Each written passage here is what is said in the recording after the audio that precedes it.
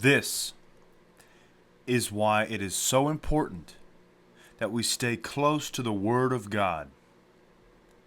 Celebrity preacher loses license after wooed women come forward citing sex, booze, and morning after pill.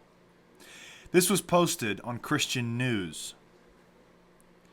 A self-described evangelist, author, and poet who rose to celebrity status for his hip-hop styled poetic messages, model-like photographs, and numerous selfies, has had his ministerial credentials revoked after confessing to sexual indiscretions. The admission occurred as a number of women have recently come forward citing that both promises of marriage and spiritual abuse played a role in them being lured into sexual sin.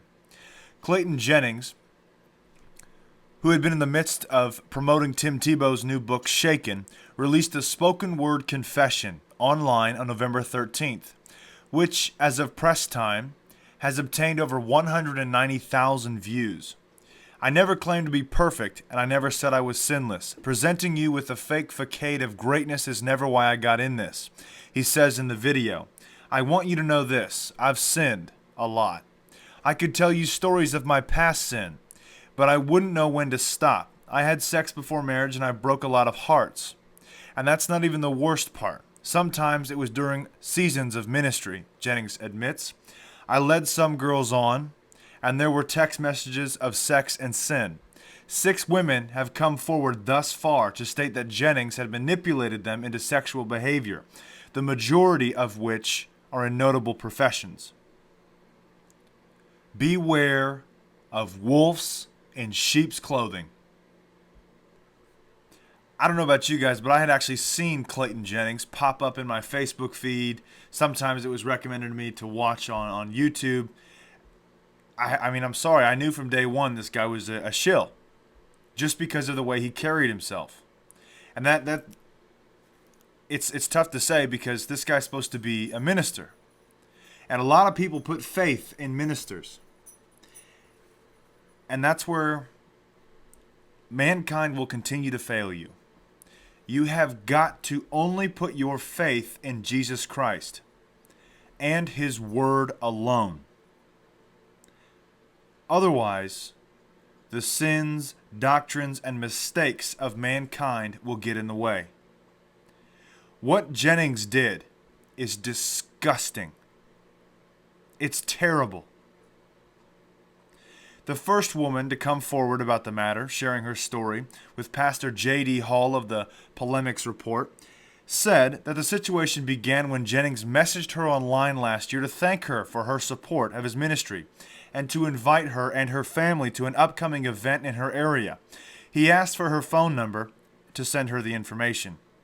I'm going to paraphrase this because there's 6 accounts that are equally as long. And this guy, and I know we all make mistakes, and I'm not trying to say anybody's better than he is, because according to God, we all sin, and no one is perfect. No, not one, to be specific. Now that said, he used his quote-unquote church authority to get into the pants of women. I would honestly say that there is definite, judging by this statement right here, this first account here. You know what? Let's go ahead and read it. That way I don't have to say too much. I want the words of the first woman to come forward to speak, not mine. But not only did he do so, she said, he continued texting her and showing interest in her. We texted and spoke on the phone for long hours, where Clayton revealed to me his belief that Jesus had told him we were meant to be together, and I was the future wife God had chosen for him, she said. Jennings also began exhibiting almost obsessive behavior, sending hundreds of texts if I did not respond within a few hours' time, and demanded daily pictures so he could see his future wife, the woman stated.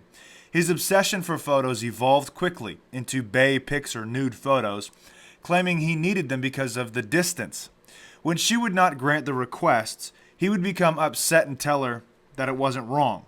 He would pressure me with hundreds of clocks, angry faces, broken hearts, etc., attempting to convince me that it was okay because it was for our eyes only, and we were meant to be together, the woman said.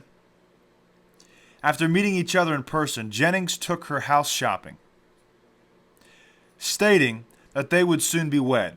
He then took the woman to his home, where he allegedly became sexually aggressive, behavior that she rejected. But Jennings later bought the woman alcohol, pouring her a large glass that made her intoxicated. Watching his ministry videos together, the woman states that Jennings then committed fornication with her.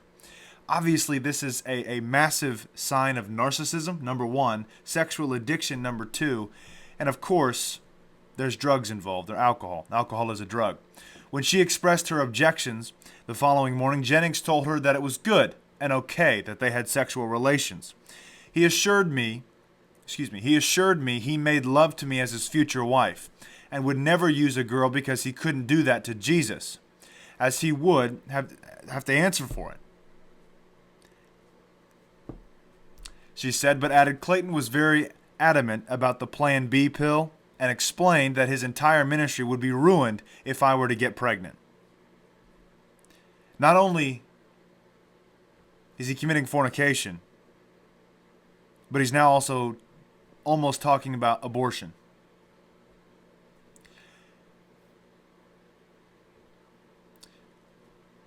Days later, it leaves me speechless because this guy had the potential to reach millions.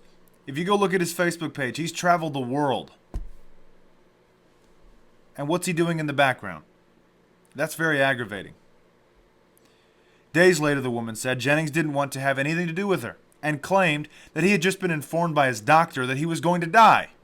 And so he needed to focus all of his energy on Jesus with the short time he has left. He also allegedly told her that he didn't want anyone to know that the two knew each other. And so they broke off all contact for a time until the woman confronted him about the shame and pain she was feeling. Then he called me, yelling, "What don't you get? There was never a relationship. That was just two people who were physically attracted to each other and told me you meant nothing to me," she recalled. The woman said she later found out that during this time, he had been engaged to the woman who is now his wife. Adultery, too. Ooh, man. I want to know what you guys think about this, or even if you have heard of Clayton Jennings. I imagine some of you have. Obviously, each person on earth, especially saved individuals, Christians, we all have to deal with our demons.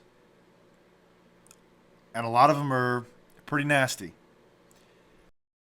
But this example right here is why it is so important to not have faith in man, a minister, a pastor, so on and so forth, but to keep your faith solely in Jesus Christ.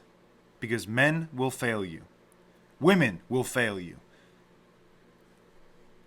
And it just goes from there. That's all the information I've got for you guys right now. I want to know what you guys think about this. Let me know in the comments. God bless and carry on.